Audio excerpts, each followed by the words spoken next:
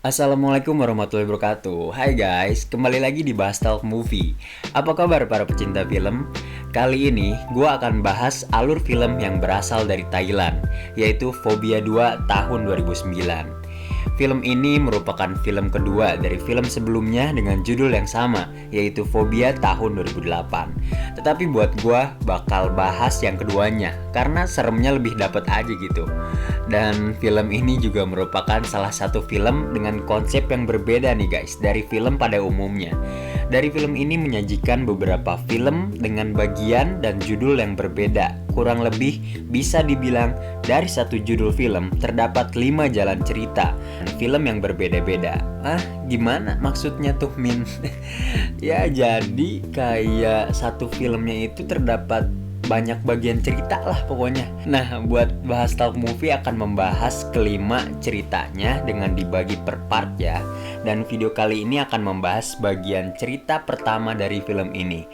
Nah, kalau penasaran makanya ikutin part 1 sampai 5-nya nanti. Dan tanpa berbasa-basi lagi, kita langsung aja ke alur filmnya, Fobia 2. Dan pastinya jangan lupa untuk kalian untuk subscribe dan nyalain tombol notifikasinya terlebih dahulu. Terima kasih.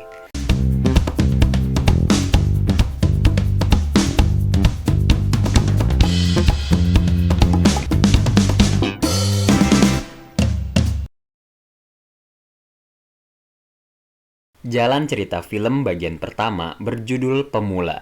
Awalnya diperlihatkan suatu kejadian kecelakaan mobil yang diakibatkan oleh dua pemuda yang secara sengaja melempar batu tepat ke arah mobil tersebut.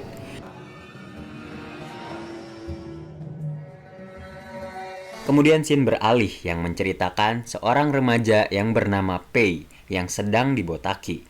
Dan ini merupakan ibu dan ayah tirinya. Hari itu adalah hari pertamanya ia dimasukkan ke dalam perkumpulan ajaran keagamaan Buddha. Karena yang perlu kita ketahui, Pei pernah melakukan suatu kesalahan yang berat, sehingga sang ibu memutuskan untuk memasukkan dan menitipkan anaknya ke tempat ini, guna mendapatkan ilmu agama dan nilai-nilai yang baik dalam hidup, serta mendapatkan pengampunan akan dosa-dosanya. Kemudian setelah itu, Ibu Pei berpamitan dan mencoba memberikan nasihat kepadanya. Tetapi Pei seolah-olah tidak peduli, dan emang dasarnya anak ini nakal. Si Pei berkata yang tidak sopan kepada ibunya, dengan mengatakan dasar jalang kepada ibunya yang dikutip dari perkataan mendiang ayahnya. Benar-benar gak pantas kan buat dia ucapin seorang anak. Lantas perkataannya itu membuat dirinya mendapatkan tamparan yang melandas ke pipinya.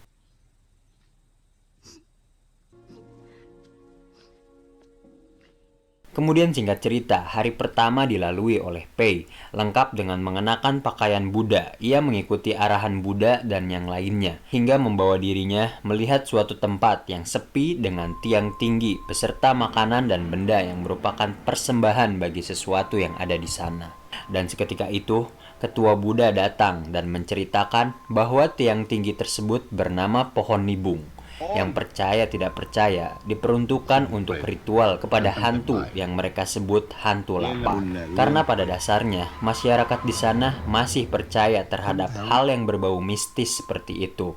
Dan beruntung besok adalah bulan tua di mana hantu akan pergi dan tidak akan mengganggu. Hingga singkat cerita, malam pun tiba. Pei yang seorang diri tak bisa tidur karena lapar, ia pun keluar dengan niat awal untuk mencari makanan. Dan dengan terpaksa ia melihat persembahan untuk hantu dan memakan makanan tersebut dan mengambil mie untuk direbusnya. Ya sempet-sempetnya ada mie. Namun sayang, dirinya ketahuan oleh seorang penduduk di sana yang kita sebut aja nih ya, namanya Aa Rijal. Si Aa memberitahu dan melarang dirinya untuk makan pada malam hari karena itu sudah menjadi aturan dalam dasasila Buddha. Ya seperti itulah ya pokoknya. Dan di sini juga sempat terjadi perebutan untuk melarang Pei hingga tangannya terkena air panas. Kemudian Pei yang tidak jadi makan mie karena dilarang, ia pun dengan ngaco pergi ke tempat ritual tiang tinggi pohon nibung seorang diri. Ia ketakutan dan merasakan suatu hal yang menyeramkan. Hingga benar saja, ia diperlihatkan dengan hantu lapar yang ternyata benar adanya dan merubuhkan tiang tinggi tersebut. Hantu tersebut memiliki tinggi melebihi tinggi tiang ritual tersebut. Pei pun bergegas berlari menuju ke dalam rumah yang ternyata masih saja dirinya dihantui oleh hantu itu. Hingga pagi pun tiba dan ia dibangunkan oleh si A.A. Rijal. Dan setelah kejadian semalam, Ketua Buddha dan yang lainnya melihat kondisi tiang tinggi pohon nibung yang sudah rubuh. Dan hal ini ternyata menjadi pertanda akan datangnya keburukan dan hantu lapar akan terlahir kembali. Mendengar hal itu, Pei merasa sedikit ketakutan. Ya, karena kan kita tahu kemungkinan yang menjadi penyebab dan melihat rubuhnya tiang tersebut ya dirinya pada malam sebelumnya. Dan kemudian semenjak kejadian itu, si Pei mulai merasakan tidak nyaman dan ada kejadian yang mengganggunya. Hingga ia memutuskan untuk pergi meninggalkan tempat tersebut. Ketua Buddha yang mengetahui itu melarang dirinya untuk pergi dan menyarankan menginap lagi semalam dan pergi pada esok paginya. Namun Pei tak mendengarkannya dan pergi begitu saja dan mendorong Ketua Buddha itu hingga terjatuh. Di tengah lebatnya hutan dan kabut, ia mencari jalan dan mencoba menghubungi ibunya. Namun tentu saja tidak ada sinyal, hingga ia bertemu dengan A.A. Rijal dan mengajaknya ke suatu tempat gua bernama Bante yang mengantarkannya untuk tobat dan meminta pengampunan. Si A.A. mengarahkannya berdoa dan meminta pengampunan di tempat itu dan memberikan buku doa perlindungan dari kematian dan meyakinkannya bahwa nanti apa yang ia lihat itu tidak nyata dan pergi meninggalkannya. Pei pun memulai doanya dan sekejap ia mendapatkan penglihatan masa lalunya tentang perlakuan buruk dirinya pada masa lalu. Dan ternyata sama seperti scene awal tadi yang ternyata kedua pemuda pelempar batu itu salah satunya adalah si Pei ini. Dan parahnya lagi, korban yang ia lempari ternyata adalah ayahnya sendiri. Hingga dari kejadian ini, mobil sang ayah kecelakaan dan menyebabkannya tewas. Pei menangis melihat kejadian ini kembali dan terdengar suara besar suatu makhluk dan ia bergegas meninggalkan gua tersebut. Dan kemudian di sisi lain, Buddha dan pengikutnya tengah berdoa dan seketika mengetahui perginya Pei dari gua itu. Dan ini menjadi pertanda bahwa mereka tidak bisa menolong lagi Pei, yang mana ini merupakan takdir atau karma buruk baginya. Pei yang masih mencoba pergi dari tempat itu kehilangan arah dan tidak menemukan jalan. Dan dengan disertai suara aneh yang mengejarnya. Dan di tengah itu semua, ia mendengar suara dari balik semak-semak. Dan dengan tidak sopannya, Pei langsung melempar batu ke arah semak itu. Hingga tanpa disangka, ia mendapat lemparan batu balik dari arah-arah yang tidak disangka karena perbuatannya itu. Dan di sini bener-bener guys, batu itu dilempar sampai muka dari Pei ini berdarah, bengkak-bengkak. Genjur kayak buah gitulah. Ngeri pokoknya. Dan dari kejadian ini, Pei menangis dan menghubungi ibunya untuk meminta maaf atas perlakuannya.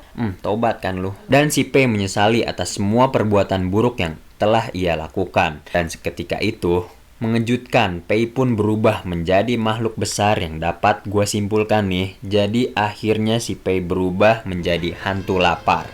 Dan film bagian pertama dari Fobia 2 pun berakhir.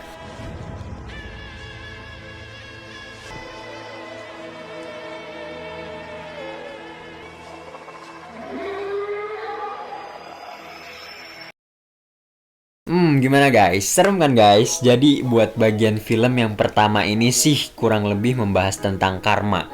Karena perbuatan buruk yang Pei lakukan tuh yaitu nimpuk bapaknya pakai batu sampai tewas. Ya meskipun awalnya dia nggak tahu kan, tapi niat dan perbuatan yang dilakukan benar-benar nggak baik. Hingga ia mendapatkan karma atau balasan yang sesuai kepadanya. Dan soal akhir si Pei yang menjadi hantu lapar ya ini karena kemungkinan sikap Pei yang tidak menghormati adat di sana. Ia malah memakan makanan yang seharusnya menjadi persembahan bagi hantu lapar di sana. Dan akhirnya malah jadinya dia menjadi seperti hantu lapar itu. Dan gimana nih kalau menurut kalian? Seru juga kan untuk Fobia 2 ini? Dan oke guys, terima kasih sudah menonton video ini. Dan jangan lupa nih untuk nonton part selanjutnya ya sampai akhir dari cerita film Fobia 2 ini. Dan jangan lupa ya untuk subscribe, like, dan komen serta share juga ke teman-teman kalian. Sampai jumpa di next video. Dadah.